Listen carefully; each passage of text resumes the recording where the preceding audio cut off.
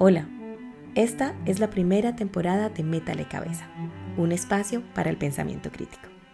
Alberto Morales Gutiérrez, lector, columnista, emprendedor, escritor, nos invita a atrevernos a pensar, a llevar la contraria. Nos gusta que usted esté por aquí. Hola, al agradecerles el hecho de que ustedes nos estén acompañando hoy en este capítulo 5 del podcast, no puedo menos que empezar pidiéndoles unas disculpas sensibles, porque ocurre que dije una barbaridad que apareció ahí en el capítulo número 4, cuando afirmé que el periodo del medioevo se había extendido entre el siglo XV y el siglo XVI, lo que es un exabrupto.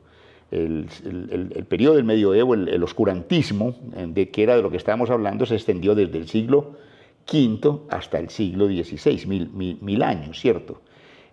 Había cometido ese error, pero cuando fuimos a editar, la utilización de la parte del error no se cambió accidentalmente.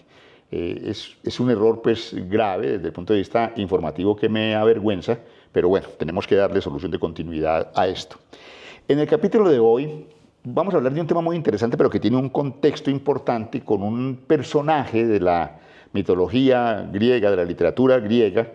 Es un personaje de la Ilíada de Homero que se llama Aquiles, que es el gran héroe de la guerra de Troya, ¿cierto? El héroe por excelencia de la guerra de Troya. Aquiles es un personaje fascinante, fue hijo de Peleo y de Tetis. Peleo es un personaje mortal, terrestre, mientras que Tetis, su madre, era una diosa pues, del Olimpo. Los griegos eran muy dados en su literatura y en su mitología a establecer relaciones entre los dioses y los mortales. Y como producto de esa unión es que nace Aquiles. Cuando Aquiles nace, su madre, Tetis, se va para un lago que se llama la laguna Estigia, que tenía una virtud, y era que las personas que se sumergían en las aguas de la laguna eran inmunes a cualquier cosa que les pudiera suceder como consecuencia de presiones externas. Las flechas pues, no los atravesaban, nada los hería. Entonces, Tetis coge al niño, lo coge de la piernita, ahí cerca del pie, y lo sumerge en el agua para que él quede inmunizado. Pero resulta que la parte de la piernita, en donde tenía tomado al niño por sus manos, no se humedece con las aguas de la laguna Estigia, y entonces el talón de Aquiles, por eso se habla del talón de Aquiles, queda exento de esa inmunidad. ¿Cierto? Entonces, por eso, también en los escritos posteriores que se dieron alrededor de la figura de Aquiles, apareció tal vez en el siglo I de nuestra era un poeta romano que se llamó Publio Papino Estacio. Entonces, Papino escribió un poema alrededor de Aquiles en donde cuenta esta historia, y en ese poema Aquiles muere porque una flecha de sus enemigos le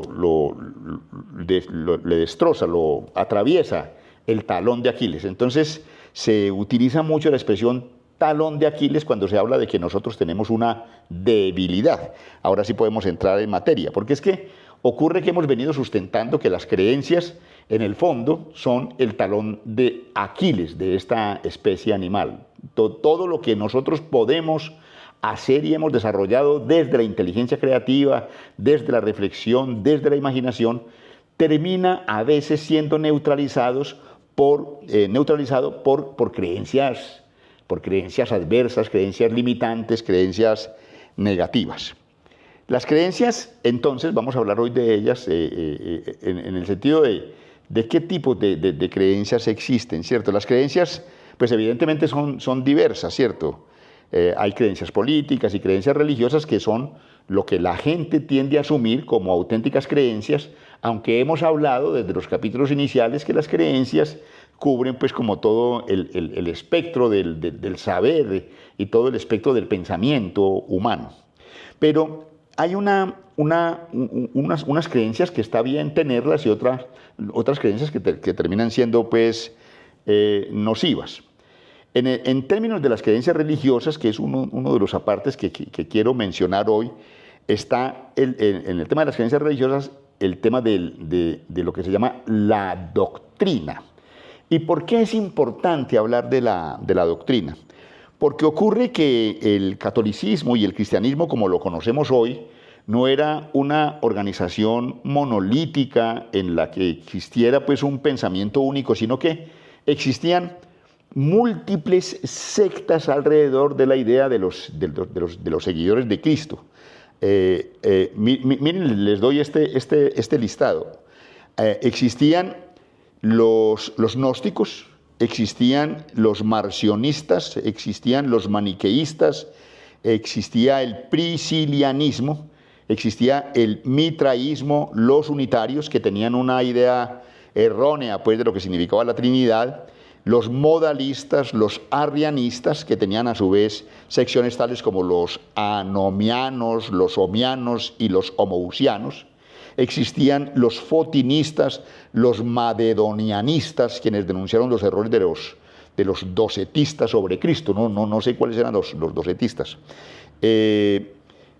Existían los alogi, los apolarinistas, los nestorianos, los monofosistas. Bueno, no los voy a cansar, pero eran casi 2 centenares de sectas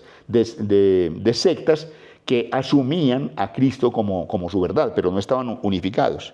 Entonces, es por eso que en el año 325 de nuestra era, o sea, 325 años después del nacimiento de Cristo, que se convoca el Concilio de Nicea.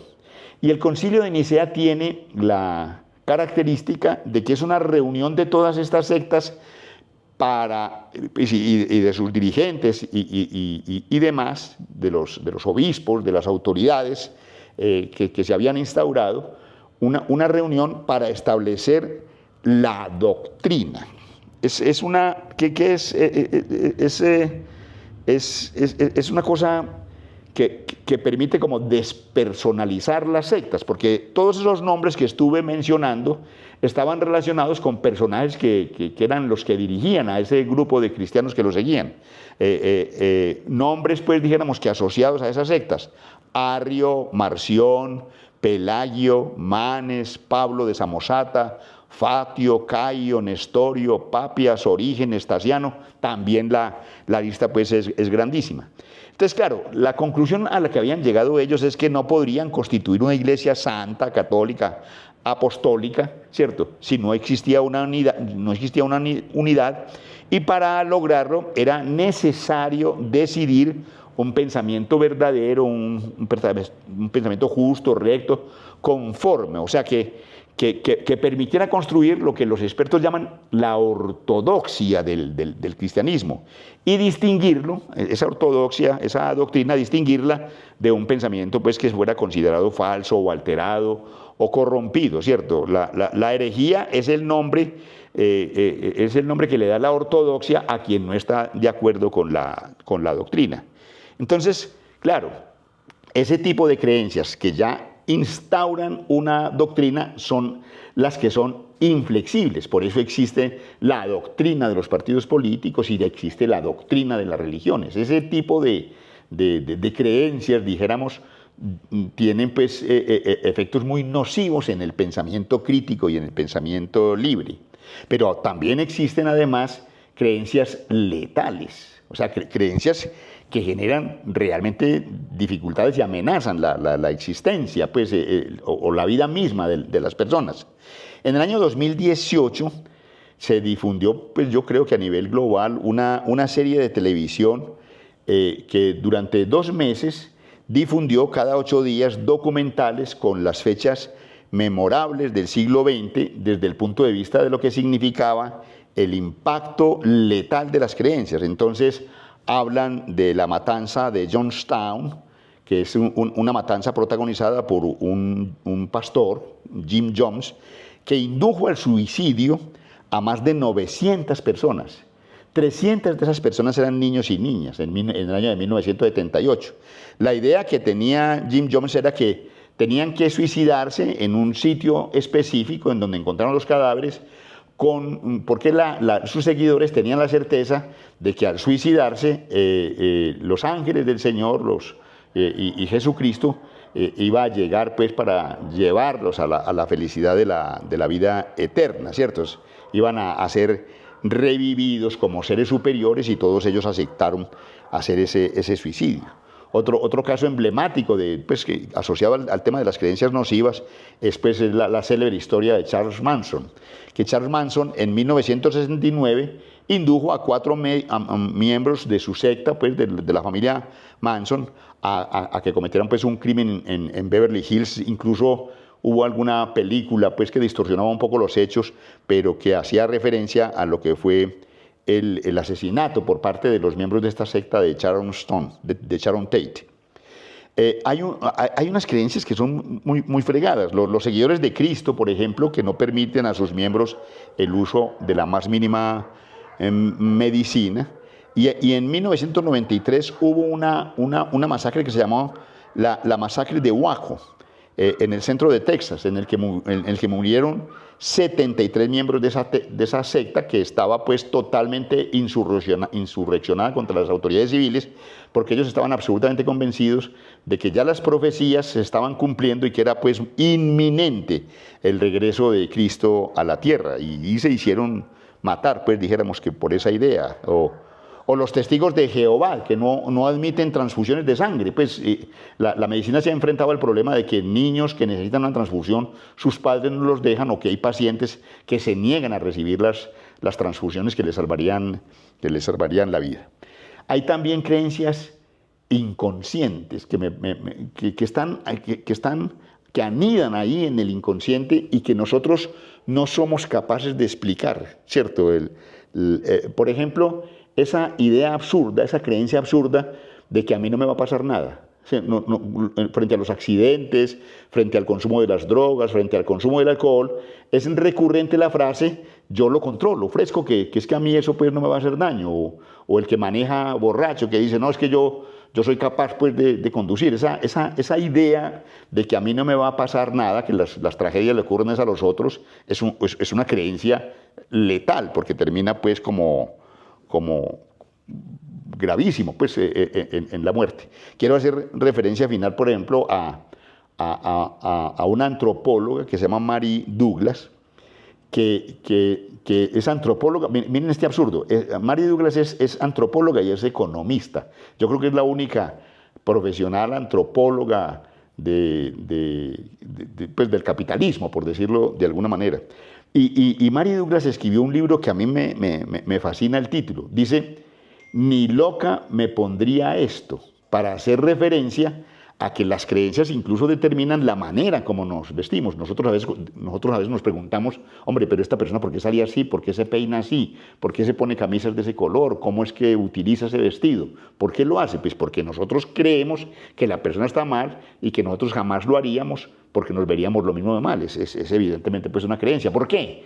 Porque las personas que están luciendo ese tipo de prendas, a su vez, asumen que están excepcionalmente bien vestidos y que todo les queda muy bien. O sea, las creencias son múltiples y cubren, dijéramos que todas las áreas de la vida diaria, lo que pues, desde luego es angustioso. Pero hay una buena noticia, que es la que vamos a manejar ya en el capítulo siguiente, el capítulo 6, que será el último que haga referencia al tema de las creencias, y es que todas las creencias son aprendidas, y si las creencias son aprendidas, entonces se pueden desaprender.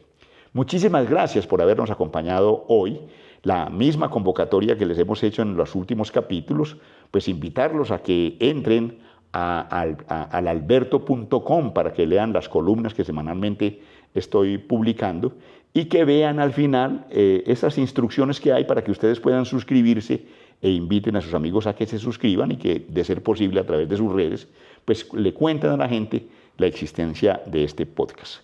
Muy agradecido por la presencia de ustedes, y nos vemos en el capítulo 6. Gracias. La libertad empieza cuando nos atrevemos a pensar. Estamos en la primera temporada de Métale Cabeza. Toda nuestra gratitud por habernos acompañado en el capítulo de hoy. Hasta la próxima.